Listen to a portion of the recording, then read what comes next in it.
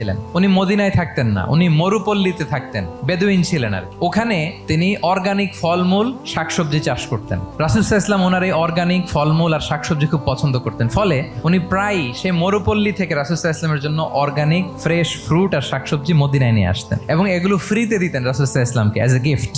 আর কিছু শাকসবজি ফলমূল তিনি মদিনার বাজারে বিক্রি করতেন। তো একবার তিনি এসে রাসূল সাল্লাল্লাহু আলাইহি ওয়াসাল্লামকে অর্গানিক এই ফ্রুটগুলো দিয়ে বাকিগুলো মদিনার বাজারে বিক্রি করতেছেন।